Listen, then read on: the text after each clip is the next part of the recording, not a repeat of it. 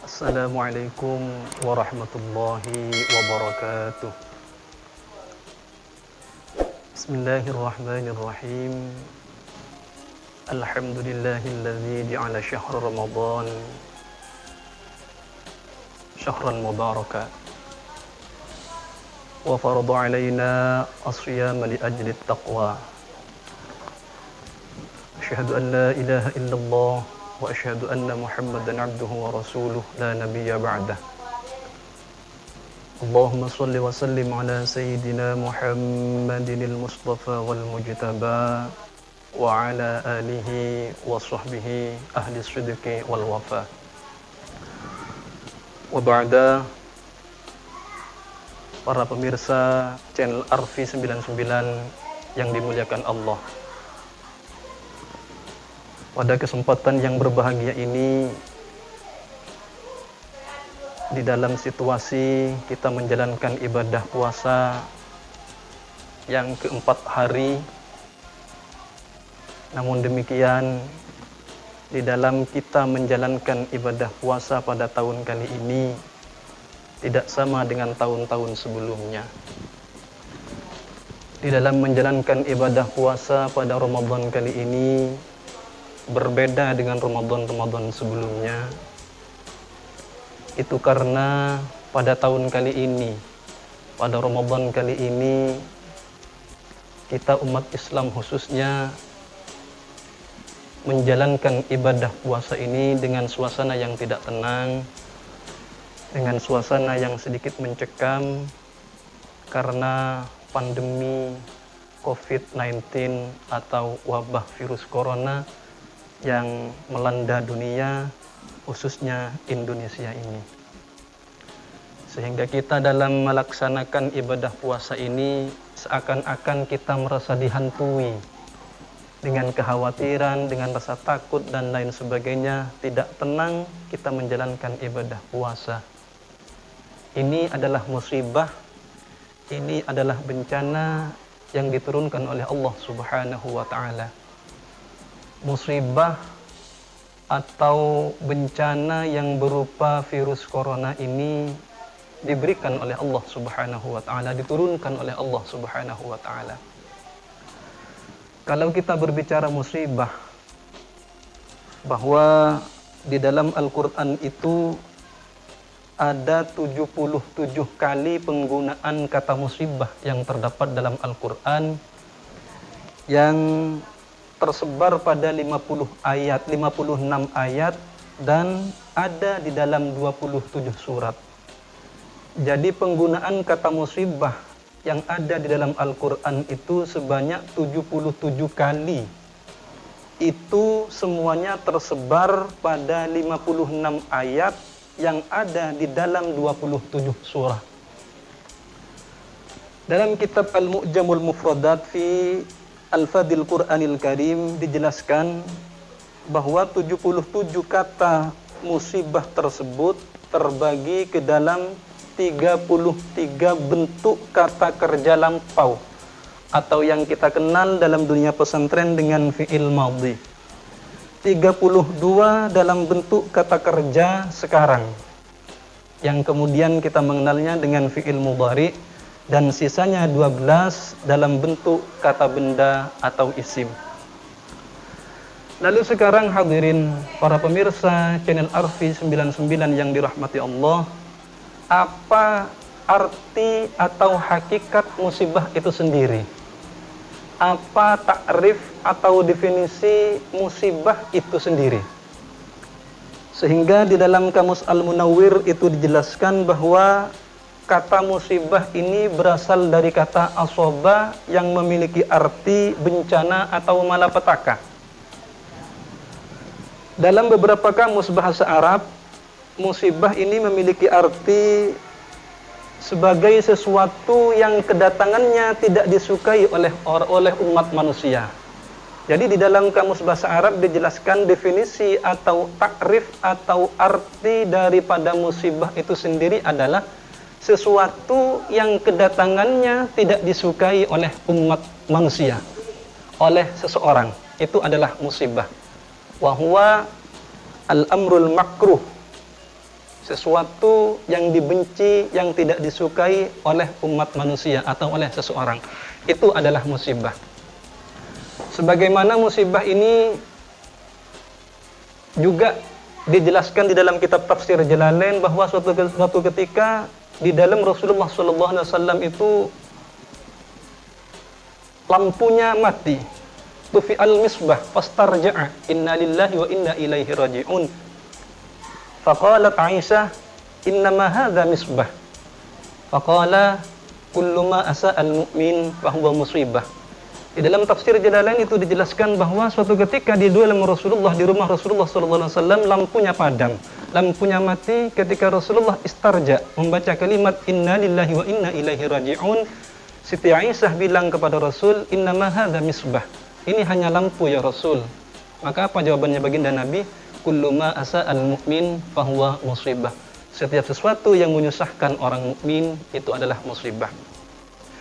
Wabah corona COVID-19 ini adalah musibah yang diberikan Allah, yang diturunkan Allah kepada kita, hamba-hambanya, kepada kita umat manusia yang ada di atas bumi ini. Kalau demikian, musibah berupa wabah virus corona ini diberikan atau diturunkan oleh Allah Subhanahu wa Ta'ala kepada makhluknya, kepada hamba-hambanya, kepada umat manusia yang ada di atas bumi ini. Pertanyaannya kemudian, apakah wabah virus corona ini turun serta-merta tanpa ada yang melatar belakangi? Apakah turunnya musibah berupa COVID-19 atau virus corona ini diberikan oleh Allah dengan diturunkan oleh Allah dengan tanpa dasar, dengan tanpa sebab, dengan tanpa latar belakang? Tentu tidak. Kenapa? Karena kalau kita berpikir bahwa paling tidak ada 3 hal yang melatar belakangi Allah menurunkan musibah kepada hamba-hambanya. Ada 3 hal yang menjadi dasar kenapa Allah ini menurunkan musibah, memberikan bencana kepada makhluknya yang bernama manusia di atas bumi ini. Pertama adalah Allah menurunkan musibah, Allah menurunkan bencana yang ini diturunkan kepada orang-orang yang durhaka dan mengingkari Allah Subhanahu wa Ta'ala. Diberikanlah musibah, diturunkanlah bencana itu kepada orang-orang yang mendurhakai, mengingkari utusan-utusan Allah. Tidak percaya, menganiaya, menentang, menyakiti, atau bahkan membunuh utusan-utusan Allah. Sebagaimana digambarkan di dalam surah At-Taubah, Allah memberikan musibah, Allah memberikan bencana kepada umat-umat nabi-nabi sebelum Nabi Muhammad SAW atau umat-umat terdahulu. Di dalam surat At-Taubah itu dijelaskan, a'udzubillahi minasyaitonirrajim, alam ya'tihim naba'ul ladzina min qablihim qaumi nuhin wa 'adin wa thamud wa qaumi ibrahim wa ashabi madyana wal mu'tafikat atathum rusuluhum bil bayyinat fama kana Allahu liyadhlimahum walakin kanu anfusahum yadhlimun. Di dalam surah At-Taubah itu dijelaskan bahwa belumlah datang kabar penting dari umat-umat sebelum kalian semua, umat-umat terdahulu, umat-umat nabi-nabi sebelum Nabi Muhammad SAW. Bagaimana nasib atau musibah yang menimpa umatnya Nabi Nuh, bagaimana musibah atau bencana yang menimpa kaum 'Ad, kaum Thamud, kaumnya Nabi Ibrahim, kaum penduduk Madyan, dan penduduk-penduduk negeri yang sudah dimusnahkan oleh Allah. Atathum rusuluhum bil bayyinat, datang kepada mereka utusan-utusan Allah dengan membawa berita-berita, dengan membawa penjelasan-penjelasan yang nyata. Fama kana Allahu liyadhlimahum walakin kanu anfusahum yadhlimun. Sekali-kali Allah tidak pernah menganiaya mereka, Allah tidak menzalimi mereka, namun mereka sendirilah yang zalim kepada dirinya sendiri. Di dalam ayat ini dijelaskan bahwa telah datang kepada mereka utusan-utusan Allah Umat-umat terdahulu, umat-umat sebelum kita, sebelum Nabi, umatnya Nabi Muhammad SAW sudah ada utusan yang diutus oleh Allah Subhanahu wa Ta'ala. Tapi mereka durhaka, tapi mereka mengingkari, tapi mereka menentang, tapi mereka menyakiti, bahkan membunuh nabi-nabi terdahulu dengan para pengikutnya. Diberikanlah musibah oleh Allah Subhanahu wa Ta'ala, diturunkanlah musibah oleh Allah Subhanahu wa Ta'ala kepada mereka. Musibah yang turun kepada mereka ini namanya adalah azab atau siksaan Allah Subhanahu wa Ta'ala.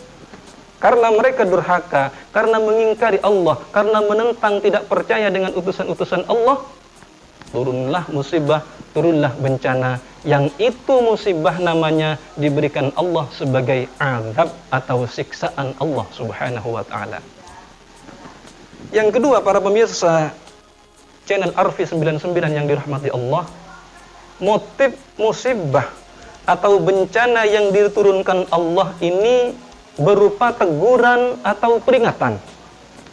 Jadi Allah menurunkan musibah, Allah memberikan bencana kepada suatu kelompok. Ini namanya musibah, ini motifnya adalah peringatan atau teguran dari Allah Subhanahu wa Ta'ala. Dan musibah yang berupa atau bermotif peringatan dan teguran ini Allah turunkan kepada hamba-hambanya yang beriman, kepada hamba-hambanya yang percaya dan meyakini akan kebenaran agama Allah Subhanahu wa Ta'ala. Mereka iman kepada Allah, mereka percaya kepada dan meyakini bahwa agama Islam adalah agama yang benar. Mereka meyakini bahwa Nabi Muhammad adalah utusan Allah. Tapi karena watak dasar manusia yang sering lupa, yang sering lalai, yang sering lengah, dan bahkan silau dengan keindahan dan gemerlapnya dunia, sehingga mereka diingatkan oleh Allah. Karena Allah sayang, karena Allah cinta, karena Allah Rahman Rahim kepada mereka, diingatkanlah oleh Allah mereka. Peringatan itu dalam wujud musibah yang diturunkan oleh Allah Subhanahu wa Ta'ala. Jadi motif yang kedua, musibah yang diturunkan Allah ini adalah motifnya berbentuk peringatan atau teguran. Yang namanya teguran pasti karena lengah, pasti karena lalai, pasti karena lupa. Sehingga karena lengah, karena lupa dengan kewajiban-kewajiban dirinya kepada Allah Subhanahu wa Ta'ala, diberikanlah oleh Allah, diturunkanlah oleh Allah berupa musibah yang itu motifnya adalah peringatan. Kenapa? Agar supaya mau kembali kepada Allah dengan adanya musibah yang berupa peringatan dari Allah Subhanahu wa Ta'ala itu. Ini pun juga tergambar dalam surah Ar-Rum bahwa a'udzubillahi minasyaitonirrajim, Allah Subhanahu wa Ta'ala berfirman, "Zaharal fasadu fil barri wal bahr bima kasabat aydin nas liyudhiqahum ba'dallazi 'amilu la'allahum yarji'un." Kata Allah dalam surah Ar-Rum bahwa telah nampak kerusakan di daratan dan di lautan. Telah banyak bencana-bencana yang ada di daratan dan di lautan. Bima kasabat aydin nas, itu sebab karena ulah tangan-tangan manusia itu sendiri. Liyudhiqahum ba'dallazi 'amilu, agar supaya Allah merasakan kepada mereka akibat dari perbuatan sebagian dari mereka. Tujuannya apa Allah? Menampakkan kerusakan di daratan, menampakkan kerusakan di lautan, dan semua bencana-bencana ini sebab ulah tangan mereka sendiri. Tujuannya Allah agar supaya la'allahum yarji'un, agar supaya mau kembali kepada jalan yang benar, mau kembali taqarrub kepada Allah, mau sadar diri bahwa kita ini hanya sebuah titipan yang diberikan oleh Allah Subhanahu wa Ta'ala kepada kita. Apapun bentuknya, pangkat dan jabatan, kekayaan, harta yang melimpah, rumah yang mewah, mobil yang mengkilat, dan lain sebagainya, itu adalah jangan sampai membuat kita lengah kepada Allah Subhanahu wa Ta'ala. Jangan sampai kita membuat semena-mena, jangan sampai membuat kita lupa kepada Allah Subhanahu wa Ta'ala. Sehingga diturunkanlah musibah, yang musibah ini motifnya adalah teguran atau peringatan dari Allah Subhanahu wa Ta'ala. Tujuannya diberikan atau diturunkan musibah ini agar supaya la'allahum yarji'un, kita mau kembali kepada Allah Subhanahu wa Ta'ala. Yang ketiga, hadirin, yang menjadi latar belakang turunnya musibah ini adalah bukan motif yang pertama Artinya bukan azab atau siksa dari Allah, pun pula juga bukan motif yang kedua, yakni berupa peringatan atau teguran.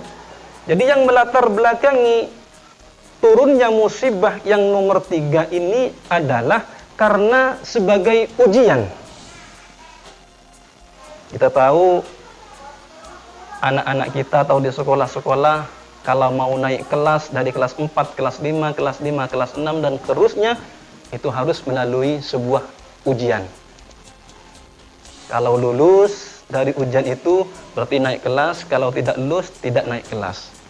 Jadi Allah menurunkan musibah, Allah menurunkan bencana, Allah menurunkan wabah. Ini motif yang ketiga yang menjadi latar belakangnya adalah karena ujian dari Allah Subhanahu wa taala. Dan ini diturunkan kepada hamba-hambanya Allah yang beriman, yang bertakwa dengan sebenar-benarnya takwa kepada Allah Subhanahu wa taala. Motif yang ketiga, musibah yang turun karena ujian ini adalah bisa menjadi batu loncatan untuk meretas nilai-nilai atau kualitas keimanan kita kepada Allah Subhanahu wa taala. Kalau kita sabar, kalau kita tetap berada di garis keimanan kepada Allah Subhanahu wa taala, kalau kita mampu melalui rintangan-rintangan ini dengan tetap kita berada di garis keimanan dan kesabaran kepada Allah Subhanahu wa taala, iman dan sabar, maka niscaya kita pasti akan naik level dari keimanan kita yang ada dalam hati kita. Ini adalah ujian. Motif yang ketiga diturunkannya musibah adalah ujian yang diberikan Allah, yang diturunkan Allah kepada hamba-hambanya yang beriman dan yang bertakwa dengan sebenar-benarnya iman dan takwa kepada Allah Subhanahu wa taala. Sebagaimana juga disampaikan, sebagaimana juga terekam dalam Al-Qur'an surah Al-Baqarah, A'udzubillahi minasyaitonirrajim. وَلَنَبْلُوَنَّكُمْ بِشَيْءٍ مِّنَ الْخَوْفِ وَالْجُوعِ وَنَقْصٍ مِّنَ الْأَمْوَالِ وَالْأَنفُسِ وَالثَّمَرَاتِ وَبَشِّرِ الصَّابِرِينَ. Bahwa kata Allah, pasti akan saya uji kalian semua bisyai'in minal khauf, dari sedikit rasa takut, dari sedikit rasa khawatir. Wal ju' wa naqsim minal amwal, rasa lapar, rasa kekurangan dari harta benda. Wal anfusi was samarat, rasa takut kepada dirinya sendiri dan hilangnya buah-buahan. Wa basyiris sabirin, berikan kabar gembira kepada mereka orang-orang yang mendapatkan ujian yang sabar. Siapakah as-sabirin itu? Di dalam ayat selanjutnya dijelaskan oleh Allah Subhanahu wa taala, alladzina idza asabathum musibah qalu inna lillahi wa inna ilaihi raji'un. Bahwa mereka orang-orang yang sabar ketika mendapatkan ujian, ketika mendapatkan musibah dari Allah Subhanahu wa taala adalah orang-orang yang berkata, inna lillahi wa inna ilaihi raji'un. Bahwa kita milik Allah dan kepada Allah lah kita akan kembali. Apapun yang kita punya itu adalah semuanya akan kembali kepada Allah. Apapun yang kita rasakan sekarang, musibah yang kita alami sekarang itu dari Allah semuanya dan akan kembali kepada Allah Subhanahu wa taala. Wa basyiris sabirin, mereka lah orang-orang yang sabar. Kalau kita mendapatkan ujian, mendapatkan musibah, tapi karena kata kita iman dan benar-benar bertakwa kepada Allah, tidak melanggar aturan Allah, taat sebenar-benarnya taat kepada Allah, berarti itu adalah ujian dari Allah Subhanahu wa taala untuk meningkatkan nilai-nilai kualitas keimanan kita kepada Allah Subhanahu wa taala. Hadirin para pemirsa channel Arfi 99 yang dimuliakan Allah. Lalu kemudian pertanyaannya adalah, dari ketiga latar belakang musibah yang diturunkan Allah ini, yang manakah musibah ini kita rasakan motifnya yang mana? Apakah yang pertama, yang kedua, yang ketiga? Yang jelas, kita selaku umat Islam berharap kepada Allah bahwa musibah yang kita rasakan ini bukan karena motif yang pertama. Allah menurunkan musibah berupa COVID-19 atau COVID-19, virus corona ini bukan karena dilatar belakangi oleh motif yang pertama, yakni azab atau siksaan dari Allah Subhanahu wa taala. Karena kalau memang ini yang terjadi, maka kita sudah dimurkai oleh Allah Subhanahu wa taala. Maka ini musibah yang turun ini adalah murka dari Allah Subhanahu wa taala. Allah sudah tidak ridho kepada apa yang kita lakukan selama ini. Dan kita na'udzubillah, tsumma na'udzubillah. Mudah-mudahan corona ini, virus corona ini datang diturunkan oleh Allah bukan karena motif ini adalah siksaan atau azab dari Allah Subhanahu wa taala. Dan mudah-mudahan kita berharap adanya virus corona ini adalah bentuk rahmat dan kasih sayang Allah kepada kita semua, agar supaya kita mau kembali kepada Allah. Ada kalanya karena kita ditegur oleh Allah karena sudah kita lalai kepada Allah, atau mungkin ada kalanya ini adalah sebuah ujian untuk meningkatkan nilai-nilai keimanan kita, kualitas keimanan kita kepada Allah Subhanahu wa taala. Karena memang hadirin, kalau kita mau jujur, sudah berapa banyak dosa dan maksiat yang kita lakukan setiap harinya kepada Allah Subhanahu wa taala. Sudah berapa kali sering kita melanggar aturan-aturan Allah Subhanahu wa taala, mengabaikan peringatan-peringatan Allah Subhanahu wa taala dalam setiap waktu ke waktu, dalam setiap hari ke hari. Sudah sangat sering dosa, dan sudah banyak dosa yang kita lakukan, sudah sangat sering kita abai, kita sering melanggar apa yang menjadi larangan Allah Subhanahu wa taala. Oleh karenanya, dengan adanya virus corona ini, patutlah kiranya kita bersyukur kepada Allah Subhanahu wa taala dengan adanya corona ini. Nah, kenapa kita patut bersyukur? Karena kalau kita mau menghitung secara matematis, kalau kita mau mengoreksi diri atau introspeksi diri, virus corona ini diberikan Allah tidak begitu dahsyat, tidak sebanding dengan dosa, kemaksiatan yang kita lakukan setiap harinya dari waktu ke waktu, dari hari ke hari, dari minggu ke minggu. Lebih dahsyat, lebih besar, lebih banyak dari dosa yang kita lakukan kepada Allah Subhanahu wa taala, dari maksiat durhaka kepada Allah Subhanahu wa taala. Andai kata Allah dengan sifat adilnya mau menurunkan musibah yang lebih dahsyat dari corona, ini pasti bisa. Karena kita sudah terlalu sering melakukan kemaksiatan, sudah sering begitu banyak dosa yang kita lakukan, sudah sering kita lampaui batasan-batasan yang dilarang oleh Allah, sudah sering kita menerjang batasan-batasan atau larangan-larangan Allah.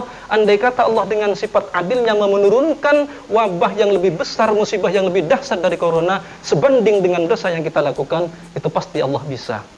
Tapi karena Allah dengan rahmatnya, Allah dengan Rahman Rahimnya masih menurunkan virus corona yang tidak sebanding dengan dosa dan kemaksiatan yang kita lakukan ini. Oleh karenanya, sekali lagi, dengan adanya corona ini, kita patut bersyukur kepada Allah Subhanahu wa taala. Allah masih menyayangi kita, Allah masih mau menegur kita, Allah masih mau menguji keimanan kita, dan mudah-mudahan adanya corona ini bukan karena azab atau siksa dari Allah Subhanahu wa taala. Hadirin para pemirsa channel Arfi 99 yang dimuliakan Allah.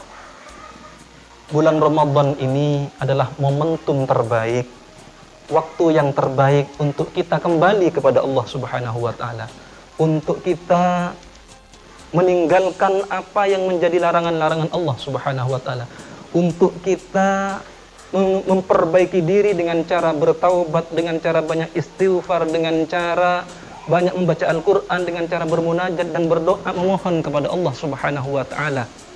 Ini momen tepat. Ramadan adalah momen terbaik, waktu yang paling baik untuk kita mendekatkan diri kepada Allah Subhanahu wa taala. Mudah-mudahan dengan kita mendekatkan diri kepada Allah, kembali kepada Allah, kembali kepada jalan yang diridhai oleh Allah Subhanahu wa taala, corona segera diangkat oleh Allah Subhanahu wa taala. Banyak berdoa di bulan Ramadan, terlebih pada waktu-waktu yang mustajabah seperti waktu kita mau berbuka atau berbuka puasa. Karena sebagaimana sabdanya Rasulullah SAW bahwa bagi orang-orang yang berpuasa inda fitrihi, bahwa orang-orang yang berpuasa ketika berbuka puasa, dia memiliki doa la turad, yang tidak ditolak atau mustajabah. yang pasti diterima oleh Allah Subhanahu wa taala. Waktu sahur kita banyak berdoa kepada Allah, memohon kepada Allah, meminta ampun kepada Allah, perbanyak baca istighfar, perbanyak baca Al-Qur'an, perbanyak baca sholawat, perbanyak amal-amal sunnah yang lain, agar supaya dengan itu semua Allah mau mengangkat corona ini dari permukaan bumi ini, sehingga kita menjalankan ibadah puasa yang tersisa ini dengan rasa tenang, dengan rasa aman, dengan khusyuk, taladzud, kita merasa nikmat beribadah kepada Allah Subhanahu wa taala. Sekali lagi, Ramadan adalah momen terbaik untuk kita kembali kepada Allah Subhanahu wa taala. Demikian yang bisa kami sampaikan. Hadanallahu wa iyyakum ajma'in. Wassalamualaikum warahmatullahi wabarakatuh.